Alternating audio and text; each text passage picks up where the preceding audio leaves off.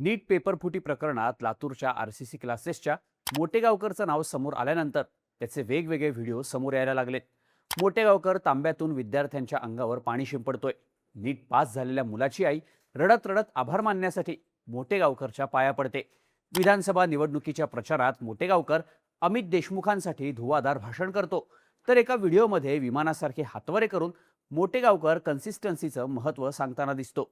याशिवाय नीट पेपर फुटी प्रकरणात महाराष्ट्रातून 11वी अटक झालेल्या मनीषा हवालदारच्या बाबतीतही नवीन खुलासे समोर आलेत. तपासाच्या दरम्यान सीबीआयने मनीषा हवालदारच्या नवऱ्याचा मोबाईल तपासला, ज्यात गॉड नावानं सेव्ह असलेल्या नंबरवर मनीषाने पेपर फुटी संदर्भात चॅट्स केल्याचं समोर आलंय. ही गॉड नावाची व्यक्ती एक विद्यार्थी असून पेपर पोहोचवण्याचं काम याच व्यक्तीकडून होत असल्याचं प्राथमिक तपासात समोर आलंय. इतकंच नाही तर आता रद्दीवाले सुद्धा सीबीआयच्या रडारवर आले असून त्यांचीही चौकशी होणार आहे. नीट प्रकरणात कोणते नवीन खुलासे झालेत, मनीषा हवालदारशी संपर्कात असलेला गॉड नक्की आहे कोण, आणि शिवराज मोटेगावकरच्या तपासात कोणती माहिती समोर आली आहे, जाणून घेऊया त्या व्हिडिओमधून. नमस्कार, मी शार्दूल आणि तुम्ही बघताय बोल व्हिडिओ. सगळ्यात आधी बोलूयात मोटेगावकरच्या व्हायरल होणाऱ्या व्हिडिओबद्दल.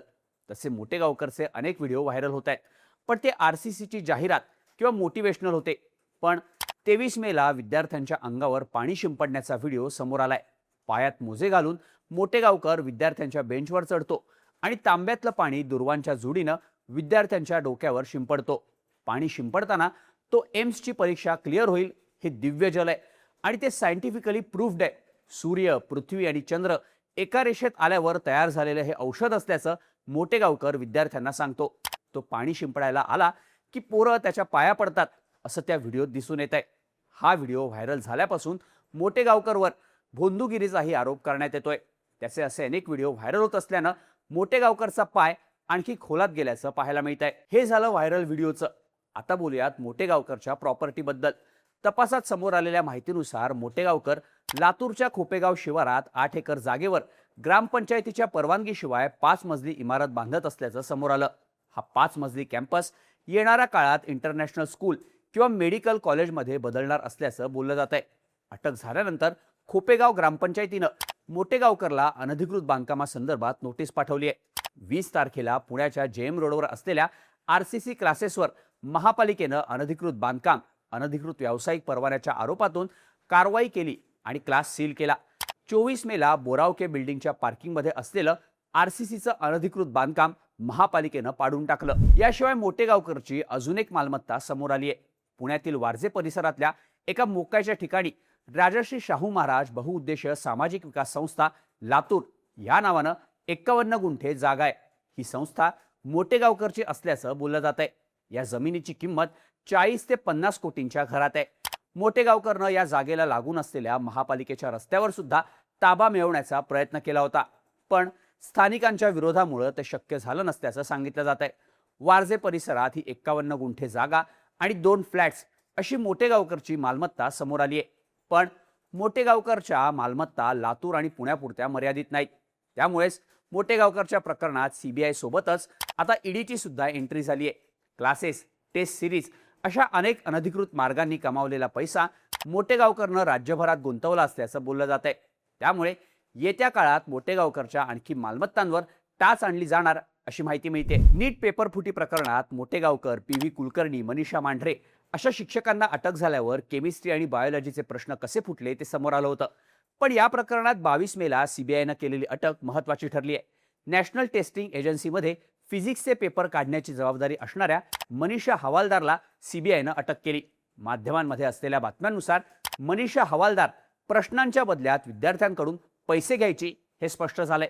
विद्यार्थ्यांना देण्यासाठीचे प्रश्न ती शिक्षिका म्हणून काम करत असलेल्या सेठ हिरालाल सराफ प्रशालेमधले कम्प्युटर आणि प्रिंटर वापरून छापायची. सीबीआयने तिच्या सदाशिव पेठेतल्या घरावर छापा टाकल्यावर तिथून नीट परीक्षेचा मराठी इंग्रजी मास्टर सेट, कोड M2चा पेपर, हिंदी इंग्रजी प्रश्नपत्रिका, NTA ओळखपत्र आणि मोठ्या प्रमाणावर कॅश ताब्यात घेतली. तिने प्रश्न लिहिलेल्या हँड रिटन नोट्सही जाळून टाकल्याचं समोर आलंय. आतापर्यंत नीट पेपर फुटीच्या कारवाईत कोणीच प्रश्नांच्या बदल्यात कॅश घेतल्याचं समोर आलं नव्हतं, पण मनीषा हवालदारनं ते केलंय. मनीषा हवालदारने आर्थिक मोबदल्यासाठी मनीषा मांढरेशी संगनमत करून काही विद्यार्थ्यांना प्रश्न पुरवले होते. या बदल्यात तिने मोठी रोख रक्कम स्वीकारल्याची कबुली दिली आहे.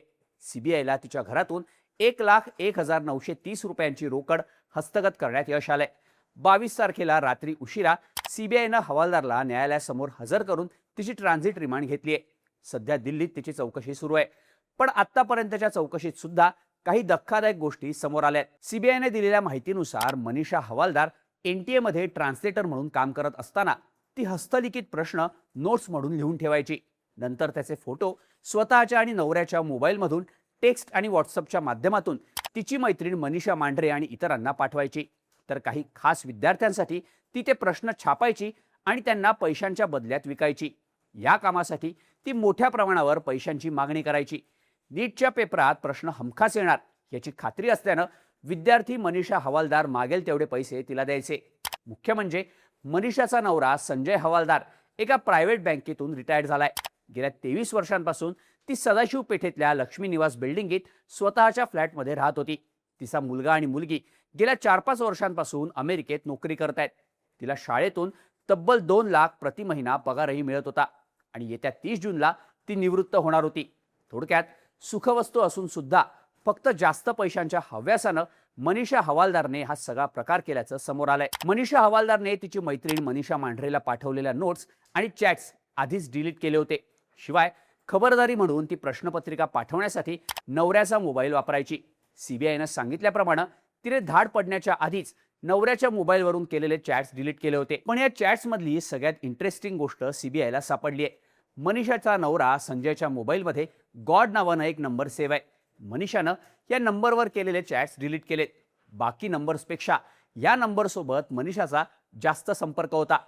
गॉड नावानं सेव्ह असलेला संशयास्पद नंबर तेजस शहा या विद्यार्थ्याचा असल्याची प्राथमिक माहिती मिळते.